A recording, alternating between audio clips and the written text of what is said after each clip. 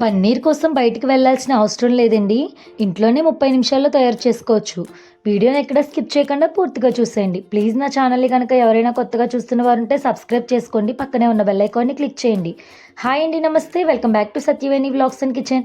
ఈరోజు రెసిపీ వచ్చేసి పన్నీర్ ఎలా తయారు చేసుకోవాలో చూసేయండి.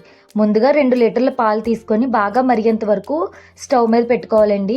పాలు కొంచెం మరిగిన తర్వాత మంటని మీడియం ఫ్లేమ్లోకి అడ్జస్ట్ చేసుకొని నిమ్మకాయ రసం కానీ వెనిగర్ కానీ వేసుకొని పాలని ఇరగొట్టుకోవాలండి. ఇలా కొంచెం విరిగిన తర్వాత నీళ్ళు సపరేట్ అయ్యేంత వరకు బాగా మరగనిచ్చుకోవాలి. ఎంత బాగా నీళ్ళు సపరేట్ అవుతే అంత బాగా పన్నీర్ అయితే వస్తుంది. నీళ్ళు కానీ ఉండిపోతే పన్నీర్ మెత్తగా వచ్చేస్తుందండి, బాగా రాదు. ఈ విధంగా పాలు మొత్తం మరిగిపోయిన తర్వాత ఒక గిన్నె తీసుకొని కాటన్ క్లాత్ తీసుకోవాలండి. ఇందులోకి కొంచెం కొంచెంగా పన్నీర్ని వేసుకుంటూ నీళ్ళు సపరేట్ చేసుకోవాలి. నీళ్ళు మొత్తం పోయేంత వరకు బాగా గట్టిగా పిండుకోవాలండి. లేదంటే నీళ్ళు ఉండిపోతే మెత్తగా వచ్చేస్తుంది పన్నీరు. స్మెల్ కూడా వచ్చేస్తుందండి, ఎక్కువ రోజులు నిలవ ఉండదు. ఈ విధంగా మొత్తం పన్నీర్ని వేసేసుకొని నీళ్ళు మొత్తం సపరేట్ చేసేసుకోవాలి. నీళ్ళు మొత్తం సపరేట్ అయిపోయిన తర్వాత క్లాత్ని గట్టిగా చుట్టేసుకొని దీని మీద ఒక బరువునైతే పెట్టుకోవాలండి. ఒక 30 నిమిషాల పాటు ఇలా వదిలేయాలి. 30 నిమిషాల తర్వాత పన్నీర్ అయితే రెడీ అయిపోతుంది. చాలా ఈజీగా తయారు చేసుకోవచ్చండి. బయట పన్నీర్ కంటే ఇంట్లో పన్నీర్ చాలా బాగుంటుంది కర్రీకి. ఈ విధంగా పన్నీర్ అయితే మనకి రెడీ అయిపోయింది.